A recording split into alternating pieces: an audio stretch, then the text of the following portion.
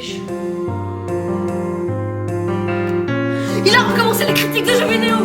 Et oui, j'ai décidé de recommencer les critiques de jeux vidéo. Incroyable, non? Ouais, mais ce sera pas aussi régulièrement que pour les critiques de films, ce sera genre de temps en temps quand j'en ai envie. Et du coup, aujourd'hui, on va parler de Pokémon Écarlate et Violet. Bon, premier point négatif du jeu, les gens en ont déjà beaucoup parlé, j'ai pas tiré plus sur l'ambulance, mais...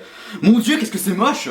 C'est vraiment un gros tas de merde. Ouais, ça se voit clairement que le jeu a été rushé parce que là on dirait des graphismes de la GameCube. Et bien sûr, il y a beaucoup de bugs et le jeu a été hyper bien optimisé, il y a souvent des crashs. Deuxième point négatif, c'est que vu que c'est un monde ouvert, d'ailleurs on en parlera plus tard de ça, c'est que normalement t'es censé pouvoir explorer où tu veux, faire ce que tu veux. Mais le problème c'est que là c'est pas le cas. T'es obligé de faire d'abord l'arène insecte par exemple, au lieu de faire l'arène plante. Du coup, il y a un ordre dans les arènes et ça, c'est pas du tout un monde ouvert. Et aussi, le niveau des Pokémon sauvages ne s'adapte pas à toi. Si tu vas par exemple au fond de la map, ils auront un niveau du genre 80, alors qu'au tout début, ils auront 5, mais ça changera pas. Et du coup, si par exemple tu sais pas et que tu vas dans une contrée où les Pokémon sont méga forts, bah tu vas attraper des Pokémon méga forts et du coup, tu vas rouler sur le jeu. Bon, maintenant, les points positifs. Du coup, premier point positif, c'est déjà l'histoire. Bon, pas celle avec la Team Star, ça c'était vraiment de la merde, même si j'ai bien aimé la morale sur le harcèlement. Non, moi je vous parle de l'histoire principale qui est bien ficelée, il y a des rebondissements. D'ailleurs la fin, bon je vais pas vous spoiler, ça m'a vraiment étonné. Et c'est rare qu'un jeu Pokémon se concentre autant sur l'histoire. Autre point positif, le côté monde ouvert. Bon je sais qu'avant j'avais dit que c'était pas ouf, mais déjà on va pas se plaindre que Pokémon tente de nouveaux trucs. Et même s'il est pas ouf, bah il est quand même bien ficelé je trouve, il y a des bonnes idées. Bon c'est vrai qu'après ça donne pas vraiment envie d'explorer vu que tu dois suivre le chemin du jeu, ce qui est à l'encontre même d'un monde ouvert.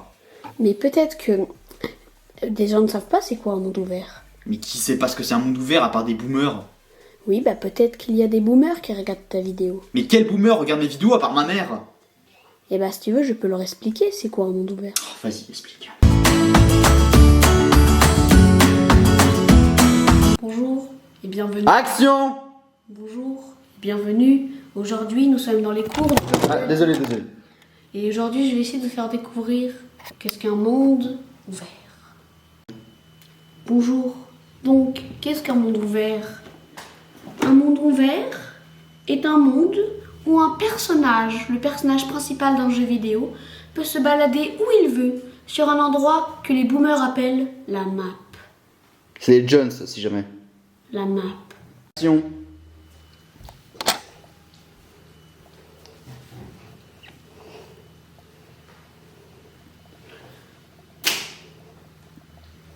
Donc les amis, c'est la fin de cette vidéo.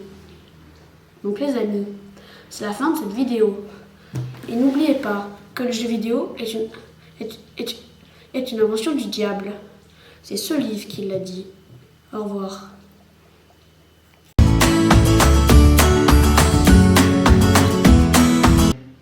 En fait, tu peux te casser, petit con là, c'est fini. Merci pour cette information constructive.